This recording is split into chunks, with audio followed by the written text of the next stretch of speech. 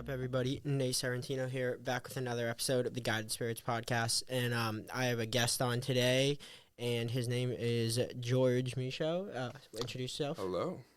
So I met George a long time ago, back in the Pelham school system, the town I'm originally from. Well, not originally from, but the town I grew up in. Yeah. And we had our history of scuffles and and communicating poorly to each other, to say the least, through elementary and middle school.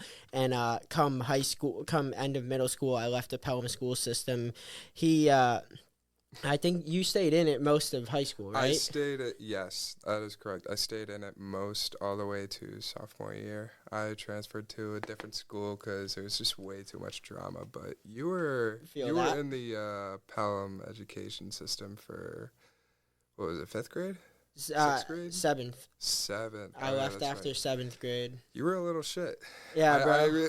Oh, without a doubt. We really had our beef, but look at us now, bro. For real, it's crazy. It's really hilarious. I first time I met this kid in so long, I'm like, oh God, he's probably gonna like rag on me, and here you are, just like, yo, George, dab me up with something. I'm like, oh my God, this is Nate. Yo, yeah, that's what a lot of people realize. Like, dude, the second I started smoking weed when I was younger, that's when I got more chill. Yeah. And I smoke once in a while these days, but like, I just like that chill vibe like really stayed when I started playing with like psychedelics and started to like understand who I was. Yeah. The introspection is what helped me the most, learning myself and not trying to be someone I'm not. Yeah, it's like I've tried smoking weed a few times. It was pretty nice. So like basically it's like my girlfriend at the time. She smokes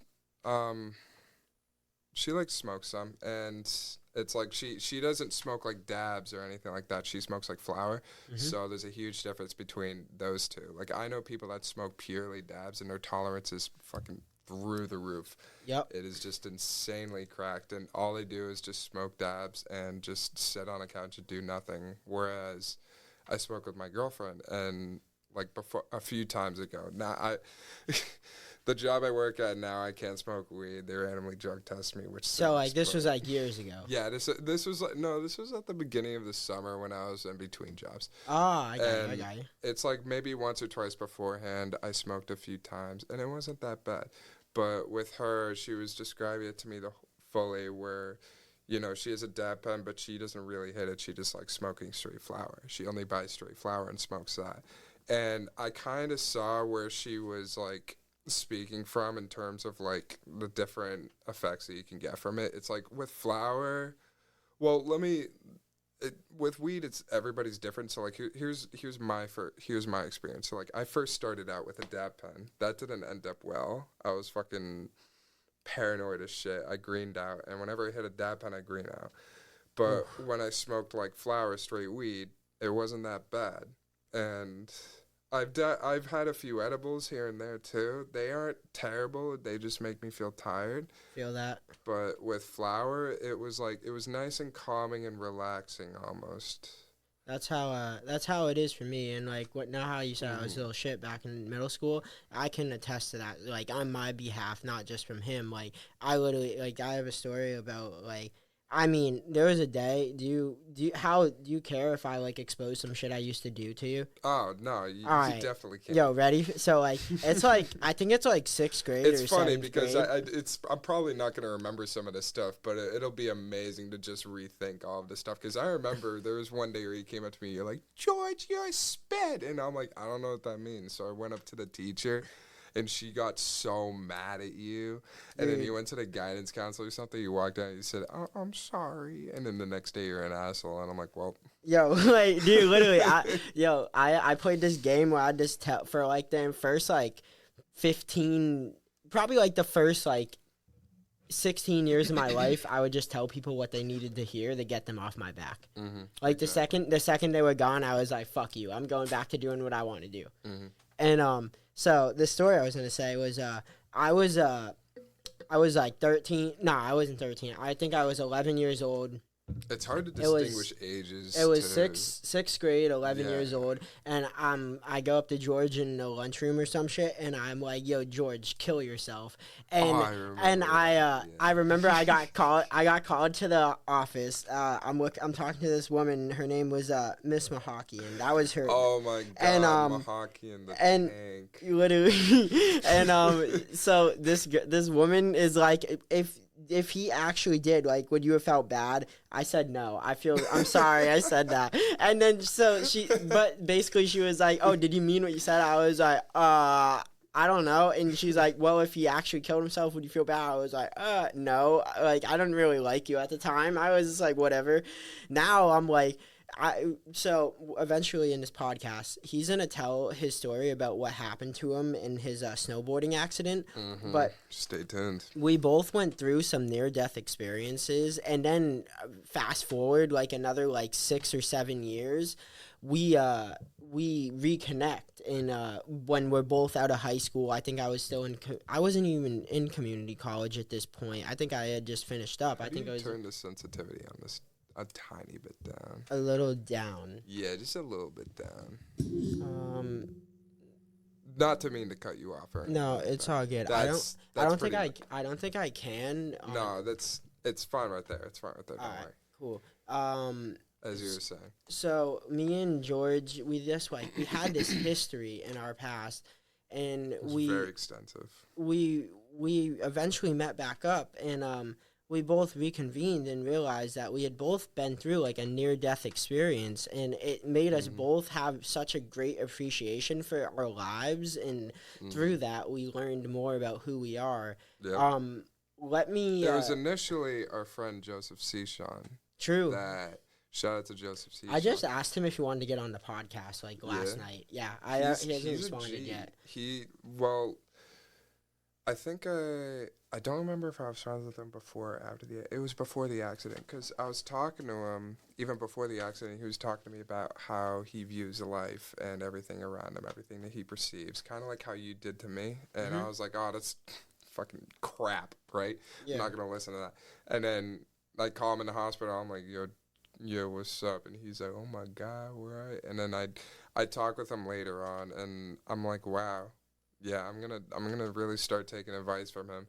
I haven't talked to him in a bit, but it's like then I connected with you, and you shared with me your experience, and I'm like, oh my god, like yeah, I should really start getting my life together. I quit vaping. I started my eating habits got better. Like you definitely shed some light on me, and I really appreciated that. Oh, for sure. And what you just said, like, everyone, you never know who you're a lighthouse to. You never know who, like, people are gonna look for you for, like, some kind of sense of, like, hope, or, like, wow, like, look at what they've been through. I'm going through something. Maybe he would have some wise words to say to me. Literally. And that's, dude, my friend Luke told me this one time. He's like, when you meet, like, old people, like, try to get, like, some wisdom out of them. Like, exactly. Just, like, because, I mean, I'm sure they would love to share something, because they went through all these experiences through their lifetime, and I bet you they got some wise words to share on you, to shed some light. You should just be like a walking thesaurus of everybody's personal experiences, because you could relate that to yourself and try to conjure how your future would start to end up with how you would perceive everything in life. Like, I definitely, if I didn't meet like you or Joe, and like I went through that near-death life experience, I probably wouldn't have the same mental mindset. I probably would, because how people grow up in this day and age, like, it kind of forms them, but I wouldn't have the same tools or without thought a doubt. processes to get through some of the situations that we go through in our everyday lives. Like, I wouldn't take things with a grain of salt, be like, oh, well, like how somebody thinks, like, oh, well, you know, maybe he's having a bad day, instead of just being like an asshole. Like, that sort of concept. Right? Yo, can you walk everyone through your accident? Yeah. So, where to begin? I begin with you get to the mountain. This is so fucking long ago. When was this? Why am I asking you? I have no clue. I've only heard the story, I think, once, and you never really told me it again. So, it was December 2021, December 21st to be exact. I went snowboarding with my friend Kate at the time. It was the height of COVID. They just opened up the snow resorts. I'm like, yo, let's go snowboarding. Like I'm an excited little boy, and we go snowboarding. It was a great day. It was probably 3 in the afternoon. We had a long day of roughing and tumbling. And on a snowboard, like you fall on your ass a lot. You tumble a lot. Like it's a very physical. My last time going was fucking brutal. Yeah. Brutal, bro. My second time and first time last year, I only went twice. I couldn't stop falling. Yeah, the snow was absolute shit, and that's how it was at the mountain, too. That was, like, when snow mountains were starting to get worse because of global boiling going on. Jesus, truth. Yeah, it's all fake snow now. I remember when it was real, but anyway, I was getting towards the bottom of the hill where the ski lifts were. I was braking with my heels. Excuse me. I was braking with my heels, and my back right or left caught an edge. I did kind of like a forward swing. I fell on my side, and context, my rib broke. It shattered. It pierced my spleen, and at that point in time, I had internal bleeding, grade 5 injury, to where it was like basically a grape, and you stick a pencil through it. Not knowing that at the time, I just thought it was like a rough and tumble, felt a squish. I'm like, oh, well, you know, maybe I just like stretched a bone or bruised a bone. Oh, God, bro. Dude, it gives me the fucking shivers when you say this. I got back up. I'm like, why is everything going black? I sit back down. I'm like, everything's coming back. Okay. Maybe I'm just like, you know, lightheaded or whatever. And then I stand back up after 30 seconds. Everything's going black. And I'm like, okay, something ain't right.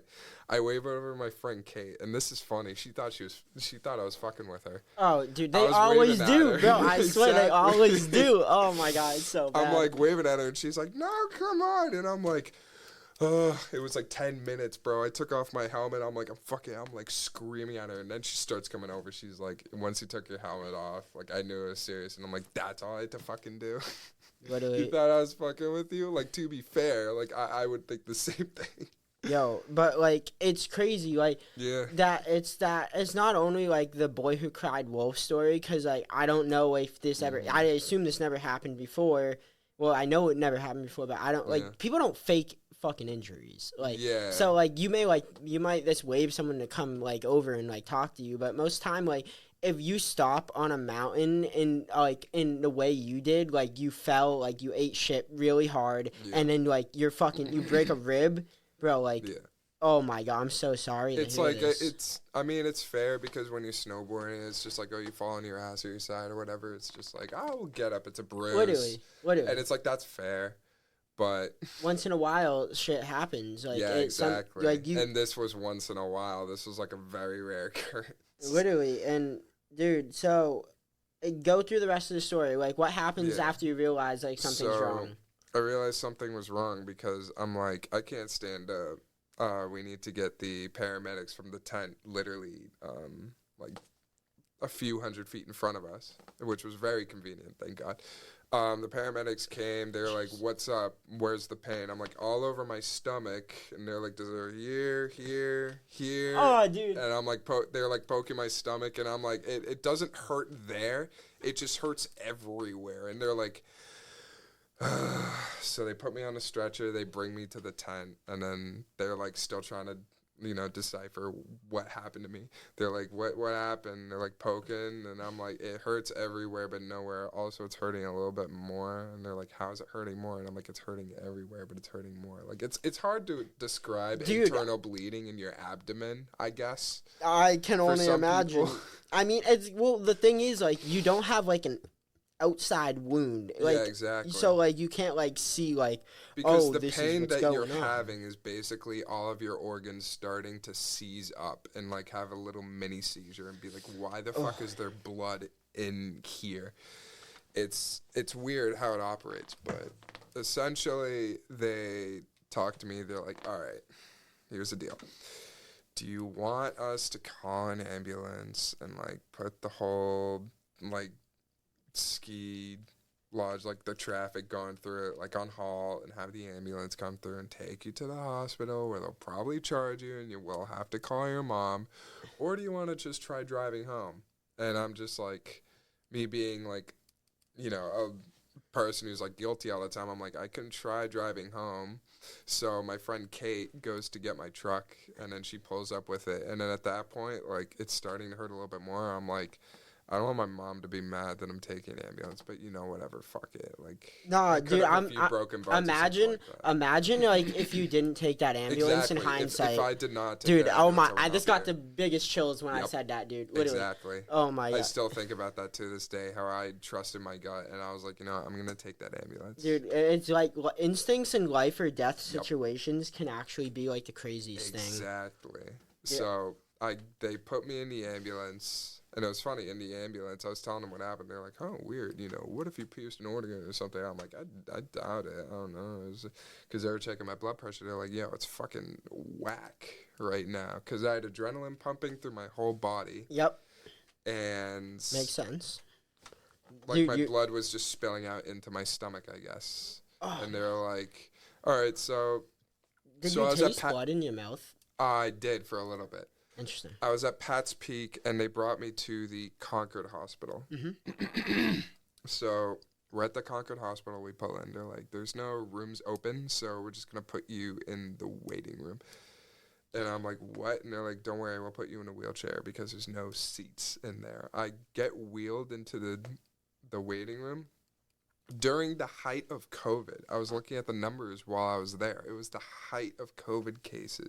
I was sitting in the middle of a room looking like an asshole with people in all of the seats around me wearing masks, and I wasn't. And I'm just sitting there like... Dude, like, wait, did you still have your snow stuff on? I had my snow pants on. I didn't have my boots or anything. All right, I was wondering. All right, they haul me there on my snowboard. Dude, literally, like, they just never take any of that shit off. Exactly, but I was there. They pulled me up to the front counter. My mom also walked in. She's like, "What the fuck?" Because she's Christmas shopping. And she's mad that she had to go out of her way to Concord because she was in Salem Christmas shopping. I don't blame her, bro. Dude, that's like an hour drive. And then, like, you know, her son's bleeding out. Yeah. Well, no, she didn't know that at the time. She just thought I bruised her ribcage or something. She's like, you really fucking called an ambulance for I'm Christmas shopping here. It's December 21st. It's getting late. And I'm like, I'm in pain, though. And she's like, oh, I'm going to wait in the car because I can't be in the waiting room. I'm like, all right. So I get wheeled up to the front. They take my measurements, and then they tried to put me on a scale. They're like, can you stand on the scale? I'm like, I can't stand up. Everything's going to go black. And then they were like, no, try it. And then I did, and everything went black. And they're like, all right, sit down. We're going to put you in a pregnancy chair because the hospital's booked. And I'm like, let's go. Put you in a pregnancy chair. Yeah, exactly. I was sitting in a pregnancy chair. It's probably better for you. Probably, you know. It's more sensitive, maybe. Yeah, but I was sitting in the pregnancy chair. I got wheeled there. I was sitting in the chair. I was in so much pain. I was exhausted. The adrenaline was wearing off. Because it was a long day of snowboarding. And I thought the exhaustion was just like, you know, or like the more pain and the less adrenaline was just because I was exhausted. But because it was like probably 5 in the afternoon. It was and we went at the beginning of the day. So I'm like, you know, whatever. More pain is probably because my body's like trying to rest. So I'm about to take a little nap. I'm like, you know, when am I gonna get checked out by the doctors? And they're like, oh, pretty soon. And then somebody walked in. They're like, do you have your credit card? Let me see your card information. I'm like, can I have some water? And they're like, no. And I'm like, what the fuck? Dude. I'm like, sure, take my Blue Cross Blue Shield card. And they're like, oh, shit. Okay. All right. Thank you. And then they walked out. Jeez. And then I'm just sitting in the chair. So I'm sitting in the chair for like an hour. I was spacing in and out of... It was like an hour and a half to 2 hours. I was sitting in that chair. I was spacing in and out of consciousness, basically. I was taking little naps and then waking up, like in more and more pain. And I'm just like, my body's resting. It's probably just like, little did I know I was bleeding more and more and more internally and getting closer and closer to God's doorstep. Oh, God, to which bro. I was at one point. I fell asleep for 10 minutes, and turns out I was like, it felt like I was asleep for an hour. It was the most comfortable sleep I've ever felt, and I do not want to experience that ever again. I bet you it was like more like coma kind of sleep. Exactly. Like, yeah. oh, And it was dude. the one thing that woke me up was because my phone was on my lap, and my mom was calling me.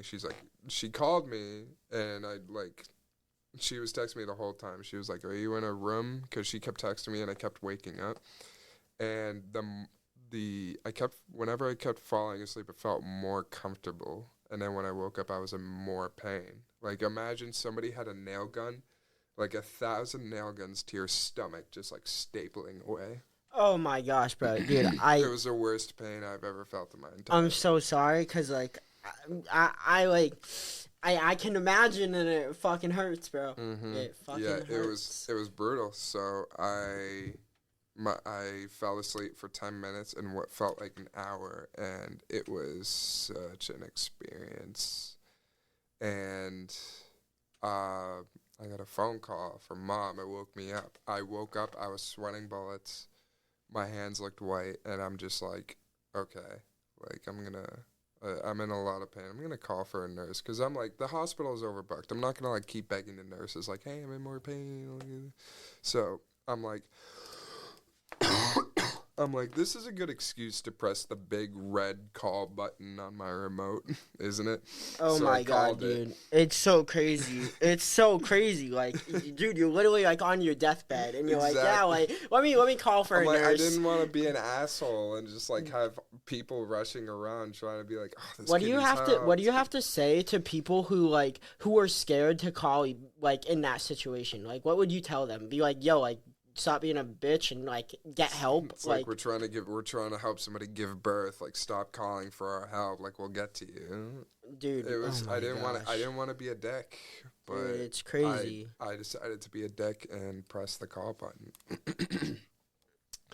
To that point where I was on one end of the hospital, I was in a corner bed or in a corner room, so I could see down the entire hallway.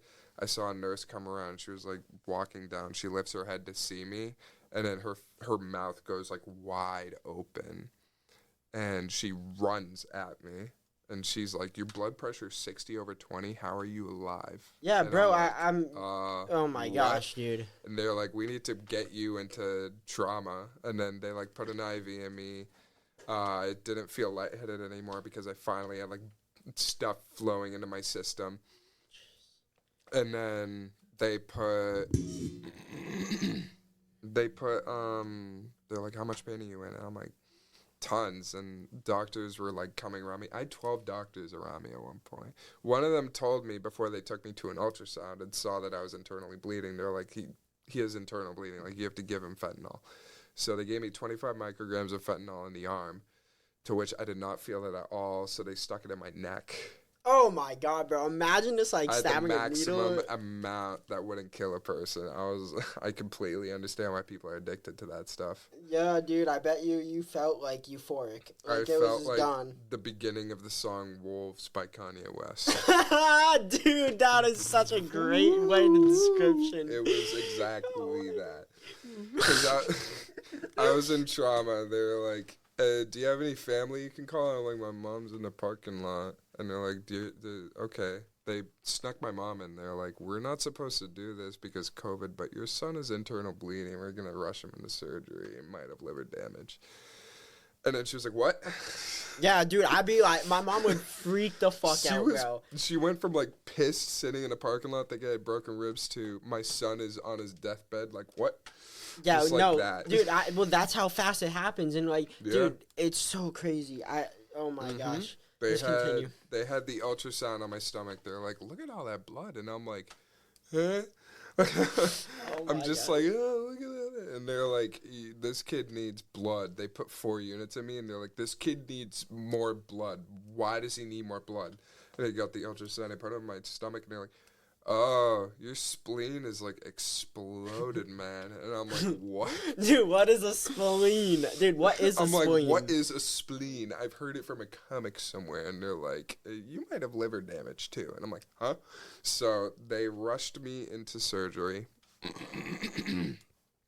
And I saw my mom on the way because they snuck her in. And I'm like, sorry, couldn't go Christmas shopping, Mom. And she's like, oh, no, it's fine. Like, you know, she completely switched. And I'm just like, I'm so sorry. But they rushed me into the surgery room. They plopped me on the metal bed. And then they stuck me with no, that's funny. I saw the anesthesiologist on the way to the surgery room. They're like, hey, I'm the anesthesiologist. Pleasure to meet you. Shook my hand. They're like, I'm in charge of knocking you out for the surgery. And I'm like fucking, my brain is like, has like a quarter like blood like flowing through it. So at the moment, I'm just like, you know, first thing comes to mind. You're the person that's gonna put me to sleep. Can you give me like a good amount of shit? And then he laughed. Can you give me a lot? Can you give me a lot? Make sure I'm really asleep. He's like, I'm gonna make sure you're really asleep, and I'm like, no, doctor, a lot. A lot. Like, I'm in a lot of pain, bro. But we went into the surgery room. They plopped me on a desk, and then they like on a desk, bro, dude. It was like a big metal table. It sounds so like. They picked me up. They just like, you know, like right on the desk essentially. And I'm just like sitting. I'm like laying there naked like an asshole. I'm just like waiting for the anesthesia to like go through my system. They're like, "Do you feel it?" And I'm like, "No, I don't feel." Yeah. I fell asleep. It was like, you know how like you're watching a video and then like blocks come out of nowhere and just like stuff moves to the next scene. It's like my whole vision was that. It was so funny. Dude, that's crazy. But the surgery was quick. It was like 4 to 6 hours or something like that. I woke up to a tap on the shoulder and this is gonna feel weird. I'm like, huh? They pulled out the catheter. They told me after that, they're like, all right, you're awake. Okay, good. We had to put 8 units of red blood cells, 3 units of plasma, 1 unit of platelets in you. You had a grade 5 spleen injury. Your liver is fine, but you are immunocompromised now, so we have to give you these shots. And you were a few millimeters away from your lung, so you're very, very, very, extremely, very lucky to be alive, especially how you quintessentially died in that pregnancy chair. And I'm like, oh, what now? Yeah, quintessentially died. I'm like, I had pain in my shoulders, and they're like, yeah, you were septic, but like we gave you an oil change. And I'm like, okay, cool. So you were septic. Define like what they mean by like you were septic. Like, so septic is essentially when you have actual shit running through your whole body. So that's what I had a feeling, but like yes. I didn't want. So the spleen holds on to the bad blood. It filters all the bad blood out of the system. I had bad blood everywhere in my body. Oh my god, it's so gross. I had really toxic stuff around my whole body, and I got a whole oil change. I think I read somewhere that like 12 units of red blood cells are in a person's body at a time. So I'm like, 8. Holy shit. Damn. Yeah. But I was in the hospital for 3 days. I was discharged on the 24th of December. Nice, just in time for Christmas. Yeah, exactly. That was my goal. The doctors were like, I don't know how the fuck you were able to get out in 3 days when people are supposed to be here for weeks. And I'm like, young boy. You know, you just sliced down the center of my stomach. Like, I'm 19. I was 19 at the time. I'm like, I'm 19, like, eating a chicken sandwich for dinner every single night. Of course I'm going to heal quickly. And drinking Ensures, like, up the wazoo. But it's like the first day, they kept giving me Oxy the entire time in the hospital, and it just made me high. It did not take the pain away. I asked for painkillers. They gave me acetaminophen and some melatonin because I could not sleep at all. Oh, I bet. Yeah, it was brutal. It was no sleep, just pain. Yep. Yeah, it was all pain. Those 3 days. That reminds me of when the first couple days after I got my appendix out. Yeah. it was like that. Finally, Yeah, like 3, so 4, I could finally you sleep know again. how when an appendix bursts? Yep. And that's basically, you can become septic from that. That's too. like I feel like that's like the stomach shit though, like Yeah. the waste from the stomach. I feel like that stuff isn't as toxic, but it's like, they're like, you had internal bleeding for 3.5 hours. I don't know how the fuck you were able to like be here for that long. And I'm like, Oh my gosh, bro, it's crazy. But the first day I couldn't do anything. I was just like, I'm tired. The second day I was able to walk to the bathroom by myself, and then from there I was able to just like walk freely. I needed help with a nurse at the beginning of the day, and then I was able to walk freely after that. Third day I was able to go up and downstairs to where they're like, all right, you can go home. And also, the thing with the surgery, they plopped my intestines on a table and my liver on a table, and they moved my lungs out to the side. So I had to relearn how to breathe, basically. And they said if I don't shit for a week, they have to go back in there. Yo, what, dude? Yo, wait. So they took your liver and your like intestines like out of your body. They took it out. They're just like, on the table, just like, we have to move it out of the way because the spleen is underneath your left lung, basically. And they had to, they got like, they put their hands in there. They just like, spread my shit out to the side, like butterfly almost. Oh God, bro. They grabbed it out. It was like a fist, and dude, that's crazy. yeah, the bone was shattered too. I think they glued it all back together, but I had to relearn how to breathe, and they said my digestive tract is different, so if I don't poop for a week, they have to go back in there, to where I was on the toilet every single night for like a week and a half, just like stressed out. But I was able to poop after a week and a half, and I was like, okay. No, that's good, bro. I can't even imagine, like, well, dude, it's like, ugh.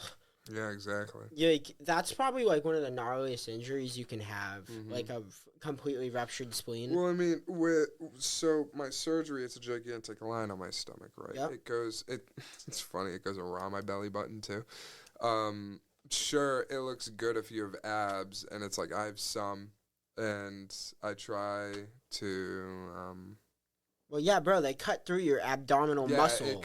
They yeah, cut through the whole fucking. Retrain that muscle. Dude, I mean, getting cut through an entire muscle, like, dude, if someone did that to me, I couldn't even imagine. I can't even. Yeah. I can't. I almost had a hernia a few times from that too. Dude, I'm so sorry to hear that. It's sucky, and that's why I started going to the gym too. I didn't really believe in it until that point, because I'm like, I need to get my muscles back, and I'm like, my biceps look cool.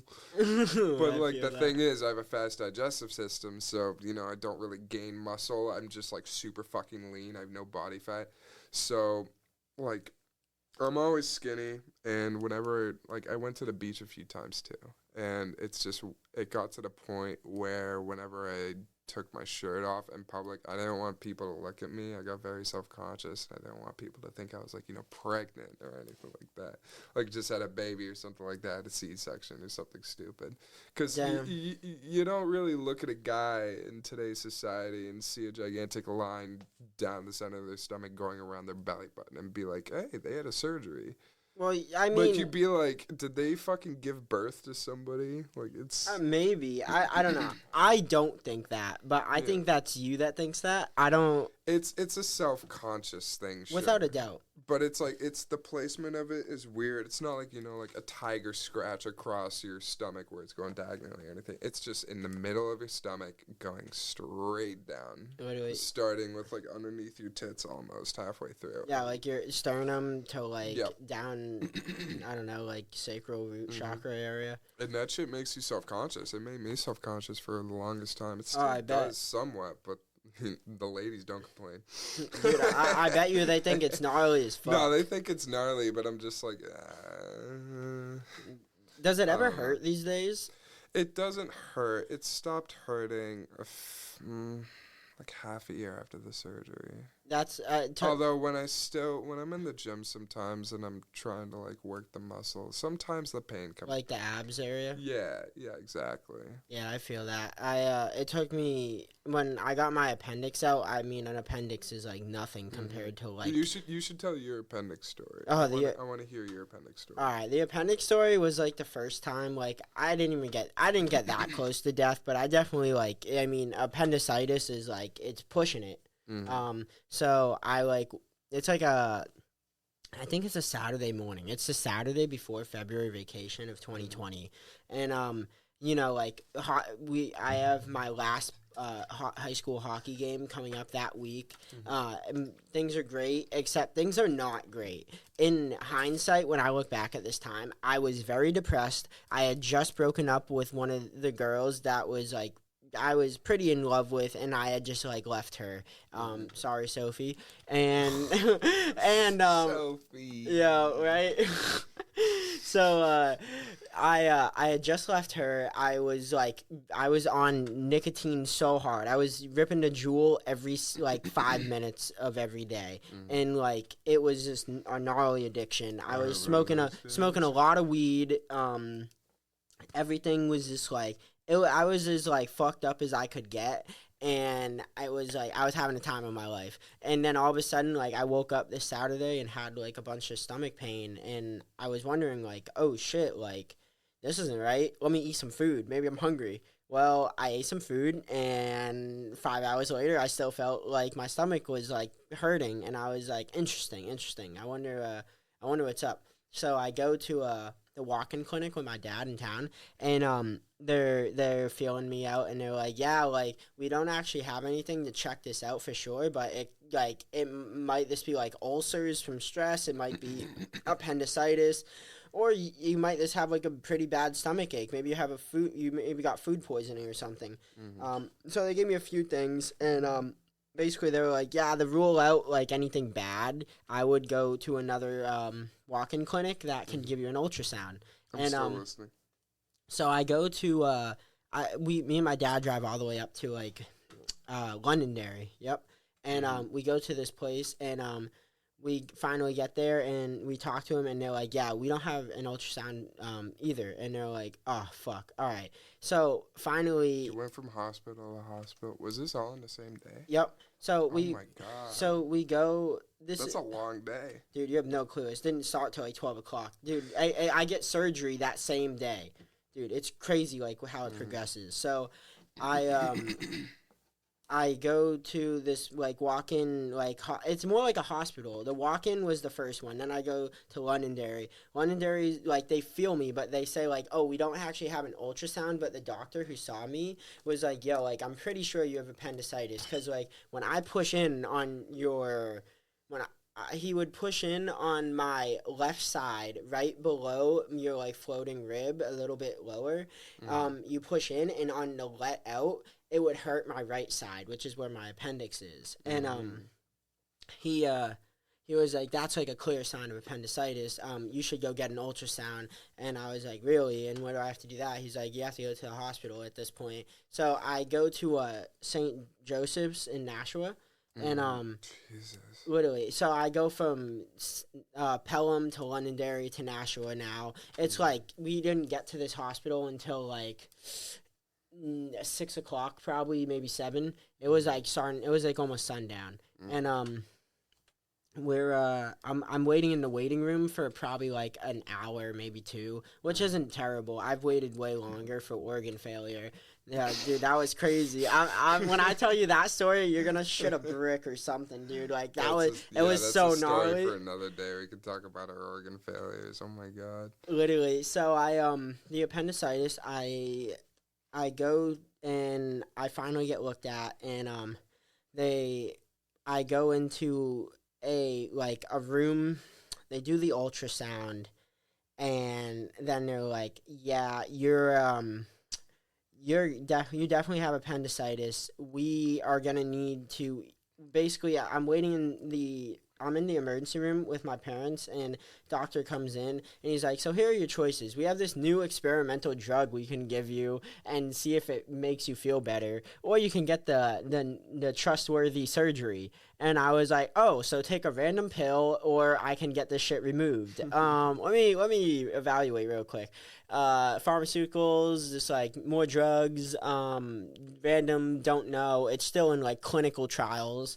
But they were like, yeah, like it would be a good case to like try it out with. And I was like, I don't, a cash reward for something. I don't want to be like your guinea pig and die from your pill. So I'm gonna go with the surgery because I know it's a pretty easy surgery for them. A lot of people have had appendicitis. Yeah. So I go to surgery, and they're like, all right, sounds good. I sign off my life, and we're waiting. Dude, you literally like sign a contract saying like, oh, if the hospital fucks up my surgery and I die, they're not liable.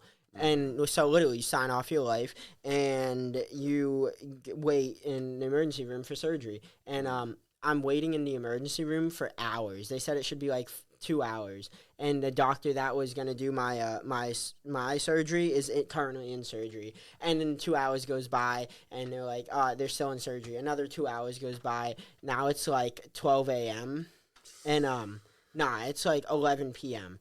And they come back in, they're like, yeah, there's been like severe complications in the current surgery. Like he's not gonna be ready for you for a little bit. Sorry for the wait. And so the doctor before me, like whatever person was on that operating table was getting fucked up. Like, dude, like it was not going right for this doctor. And like I can't even imagine. Like imagine being on the operating table and all of a sudden like it's like fuck, like code black, like kind of shit. Like, dude, it's like, nah, we don't want this shit. So I'm waiting for surgery, and the doctor, I'm thinking, well, either this doctor's a fucking idiot and doesn't know what he's doing, or this person's really fucked up. I'm gonna hope the person's just fucked up and the doctor knows what he's doing, because he's about to cut me open too. And so the nurse finally comes in at like, it's like 1 a.m., 12 a.m. I think it was like 1 a.m. Meanwhile, my parents went out to eat at like 11. They just went to McDonald's to grab food. And the second they left, I started ripping my jewel in the emergency room waiting for surgery.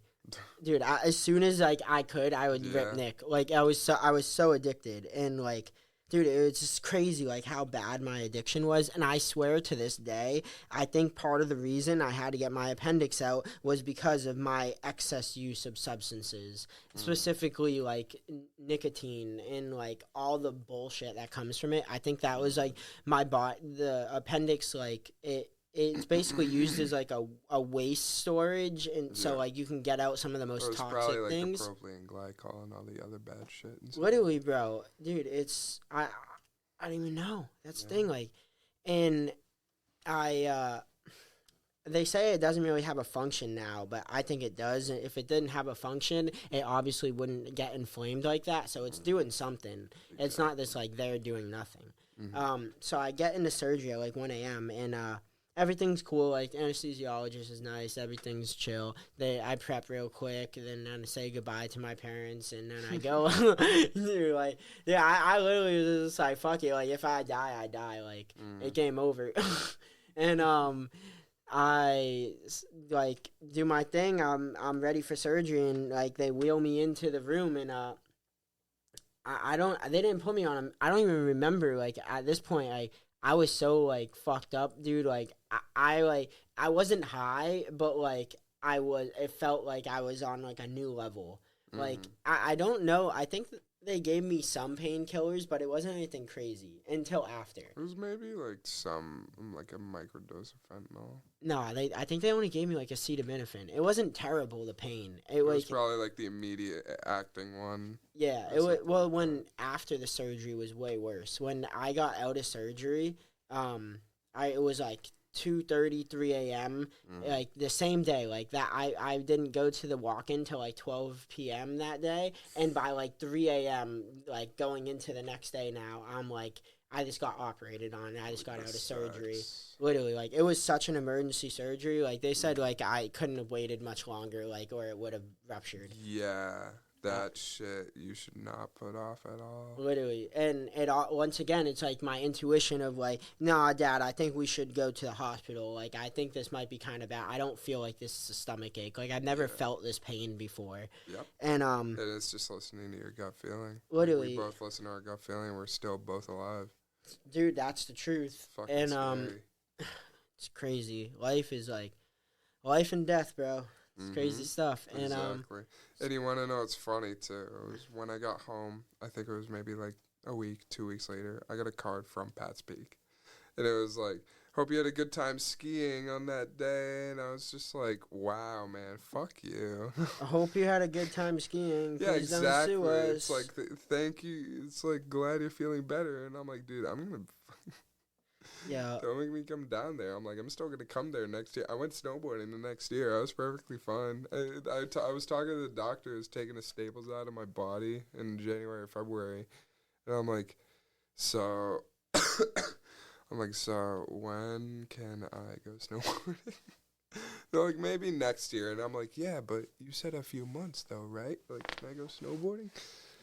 And they're like, I don't think it's a good idea. And I'm like, all right, April. Come on. Come on, let's let me go snowboarding. I'm like, I just bought a new snowboard last year, bro. I want to use it. I waxed it and everything for this year. Facts. But yeah, I started going to the gym after that. I started feeling great. Still do to this day. But I met you through Joe after that whole time happened. And we kind of bonded over sharing those stories. And it was kind of wholesome and cute in a way. Dude, when I got out of surgery, I woke up and I felt so high. It was crazy, like higher than any drug I'd ever taken. I woke up and I felt so like the groggiest I've ever felt in my life. Dude, I just felt like euphoria. And then they told me, they gave me hydrocodone, and I didn't find out until later that's Oxy. And then I'm like, all right. They send me home with a bottle of them, and I get home and I'm like, Dad, like I'm so addicted to nicotine already. I can't take these. And I ended up not, and I smoked weed. And I remember I'm down in the basement. We're down in my studio right now. And where I'm out in the unfinished part, and I'm just out that back door smoking, and my dad comes down and he looks at me and he just looks so fucking disappointed. And I look at him and I say, what would you rather me do? Take the pills? And he literally just didn't know what to say. He was just take the pills, That's a different experience for me. He despised weed, and he still does. He just thinks it's terrible. It was I was trying to work on quitting at the time, and I was able to quit for a good amount of time until my friend got me back into it on my birthday, where he was like, hey, let's go get a cigar from the store. It's all right. And then he's like, all right, I got a vape, and I'm like, holy shit, here we go again. But before that, because I told my buddies, because I'm like, I have to relearn how to breathe. I feel like I'm breathing through paper bags. And they're like, okay, we all quit as a group. And then my buddy Nick relapsed. Which we all kind of relapsed. Actually, you don't have to say. Yeah, but we basically, they gave me Oxy in the hospital. Like I said, I didn't like it. It just made me high. It didn't help with the pain at all. And if anything, it didn't help me sleep either. I was just sitting there just high. I'm like, I really hate this. I can't even focus on watching a movie or anything like that. And they were like, I was like, give me acetaminophen. And they're like, are you sure? Are you positive? And I'm like, dude, I don't like Oxy. And they're like, why are you going to get addicted to it? And I'm like, dude, it's not helping. And then I was being discharged from the hospital. They're like, because also the entire time I was in the hospital, my parents couldn't come see me. I was just there by myself. It was the height of COVID, so anytime the doctors came in, I called my mom on the phone. I'm like, hey, doctors are here to talk. And when I was getting discharged and my parents are coming to pick me up, they were like, all right, so we want to send him home with Oxy. And my mom was like, yeah, sure. And it's I signed a thing that says, I promise not to get addicted or, not sue the hospital for getting an addiction from it. I'm like, I'm not even going to take any of these. I got home. My mom's like, just, try one to, see if it'll help with the pain. I'm like, I'll fucking try it, but I know it's not going to help with the pain. And sure enough, I was high. And sure enough, I did not take any more because I'm like, it did not help at all. And I don't get why people are addicted to those. Dude, mine. Personally. Well, I mean, they get I can see how there's an addiction for first it. they wanna continue to get that high feeling you just talked about, and then second there forms a chemical dependency and a dopamine deficiency. And it's like for everybody it's different because they're like big pharma is like, oh well, you'll get an addiction if your family has an addiction to drugs or alcoholicism, and alcoholicism runs in my family. It's like, yeah, I picked up nicotine, and from there, like, I have a caffeine. You could say I have a caffeine addiction, sure. Like, I drink coffee every single morning. I like it. It's not bad. But, like, I was addicted to nicotine a bunch. Weed didn't really affect me at all. Wasn't really into that. Never tried, like, shrooms or anything like that. It was really just nicotine. It's like, I'm 21. I drink, sure. It's like I'll have, like, a drink, like, once a week or something like that, or in a social aspect. I'm not an alcoholic where I'm like, I need it when I get home. Sure, I had it with nicotine, but it's like with drugs, like, with dude. Oxy, I never really understood that. It's just like, for me, it was that, like, because it's different for every person. I already saw how I was on nicotine. Like, the fact I couldn't stop ripping my jewel in the hospital waiting to get surgery made me realize, like, wow, if I, like, take these pills, like, the pills are gonna take me. Like, that's, like, it will be that way. And, like, I just, like, I remember how if good if you felt weren't good to smoking me. At all and you had to go in for that surgery and you had to take those pills, if you didn't take drugs at all, if you're a pure Christian and you took those pills, the Oxy after the surgery, do you think you would have been addicted? Oh, without a doubt. Dude, if I didn't have weed at home, I remember, like, I'm walking out of the hospital, and there's a give back center, and and I remember talking to my dad, being like, yo, like, I think I should just give these back, like, I can just smoke at home. And he's like, no, just bring them home just in case. And I ended up bringing them home. I think I ended up flushing them. I don't remember exactly, but I know, like, I either threw them away or flushed them. I know you're not supposed to throw pills away, and you're also not even supposed to flush them, but flushing them is better than throwing them away, just letting y'all know. It's like, I think I still have mine. They're, like, in the cabinet. They gave me, like, a bottle of, like, 50 or something like that. Dude, there's no way there's they could give you there's 50. four. There's no way. They cut open my chest muscle, and it's like I had to stay. I was, like, glued to home. I didn't leave my house until March, and that was, like, when I had to go to the hospital to get my staples out. I didn't leave my house at all. But they gave me, like, a bottle of 50, and I know for a fact there's going to be 49 in that bottle somewhere, even if it's in my house somewhere, because we lost it. Like, we didn't even, like, care. Where I was like, Mom, I don't like this. She's like, all right, it's going in the cabinet. It's going in the medicine cabinet. Exactly. That's what they do.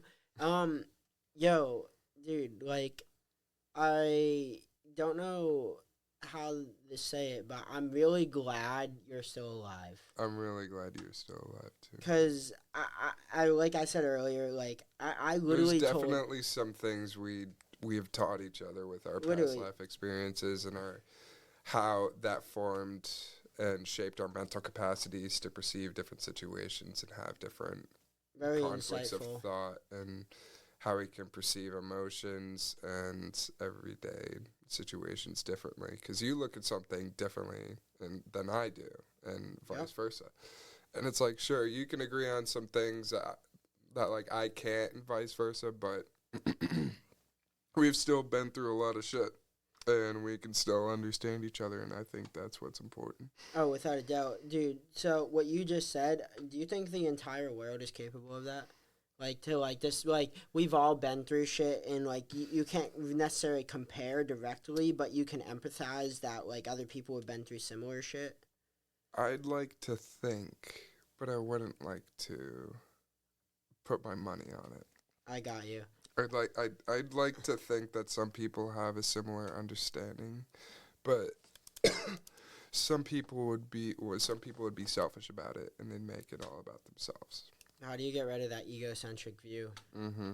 Exactly. What do you do to, like, get rid of that, like, view of, like, you thinking, like, It's like me. Like, do you think near-death experiences are like the key to like bringing people to like this realization that like people are gonna go through similar shit, or Exactly. like yeah. So I honestly have a very similar view. I feel like I feel like the more shit you go through, the harder life gets. Like, The better person it makes you. literally, I think the best way is oftentimes the hard way, because when shit gets handed to you, like if you have a silver spoon in your mouth all your fucking life, you're probably gonna have a hard time like doing the things that you need to do when it comes time to like grow up and mature. When I was in the hospital, I'm 19 and I'm doing a lot of the same shit, and I need to change a lot of this. And I'd like to think it changed me completely as a person with mental status. Like, it obviously changed me. Whenever I get sick now, I'm like fucking glued to my bed. I had COVID for a week. I was fine. I had a sniffle. I didn't feel like shit. But I had the flu for 2 months, buddy, and it fucking sucked. Oh my god! I was in my bed. I was like, because if I get a fever, I have to go to the hospital. And it's just, whenever I get sick now, I can have the fever and the chills every 5 seconds, switch like that. I'm so sorry. It's insane. COVID, I was fine. I just stayed in my room playing games. I felt lazy. I was like, I want to go to the gym. Did you get your vaccines? Yeah, I got my pneumococcal vaccines. I meant COVID one. I don't. Oh yeah, my COVID vaccines. Yeah. Well, I mean, like these 2 hot nurses came in. They're like, we're gonna have to shoot these in your ass. And then they're like poking them. They're like trying to get the fat. They're like, "There's not a lot here," and I'm like, "Shut the fuck up!" And then they're laughing. not a lot here. There's not a lot. I don't know where to poke here. That's not gonna be bone. And I'm like, "Shut the fuck up! I'm in pain here." Let me stick this shot in your ass. No, there's not a lot to go into. Yo, I want to say thank you for coming on the show. Is there anything you wanted to shout out? I know you take some great photos, photographer. Oh, yeah. I do some great photos. If anybody wants great photos, just shoot me a DM if anything like that. So what do they DM on Instagram? Yeah. So my Instagram is There Goes George. Like, there he goes, all one word. There goes George. All right. Because I got it from a friend. We're all like hanging out in the field, and then he threw a ball. I was running to go get it. He's like, "Oh, there goes George," and I'm like, "That's genius." So I honestly really like it too, dude. When I saw it, like I was like, "Yo, this is fire." Here comes George, but I was like, "There goes George" is a lot better. Nah, there goes George is a lot better. And then my photography Instagram is just like mictography, which is the last 3 letters of my name. Mictography. So MICH. No, just MICtography. Photography, like TO. Play on words, yeah. Mictography. All right. I also got my gym account, George Does Gym, but Gym is like the name Gym, like George Does JIM, because I thought it was funny. I think it's funny too. Not gonna lie. But other than that, I'm just a wholesome guy. Yes, you are, bro. Dude, yeah. Hopefully I'll be on again. Yo, I got work in the morning and I'm exhausted. Yeah, that's why I decided to cut this. Cut this where it was, dude. We were gonna do. It's a pleasure to be on. Don't worry. Dude, we were gonna do a half hour. We ended up being here for an hour. It's crazy what happens. Yo, it's crazy when you're talking about death. Right. Yo, thank you all for listening. And if there's something I really want to take away from this, it's that you should be grateful for your life. But even more importantly, when it comes down to make those big decisions that no one can make for you besides you, like me choosing to get that ultrasound and choosing to go to the hospital, and George choosing to get that ambulance ride, like those are the things you have to really be able to make those choices about. Trusting your gut isn't always a bad idea. And that's why I am going to go back to college one day. And it's not going to be now, and it's not going to be next semester either. But I'm feeling like next year will be the year. This year, I'm going to get my TEDx talk, and I'm going to talk to you all about vaping. And not only the story of organ failure all has to do with vaping. And it's the consequence to how much I used and how much I abused my body. Y'all so stop that shit. Yo, for real, bad. Dude, like I don't know a single person who's telling you, yeah, you should start vaping. Like, dude, it's the truth. It's just how it goes. Mm-hmm. Make good choices, everyone. The choices you make determine the path you take. Stay in drugs. Don't do school. He didn't mean that. All right. Nah, but y'all got this. For real. Thank you all for listening, and have a great rest of your day. Guided spiritual. Oh, yeah.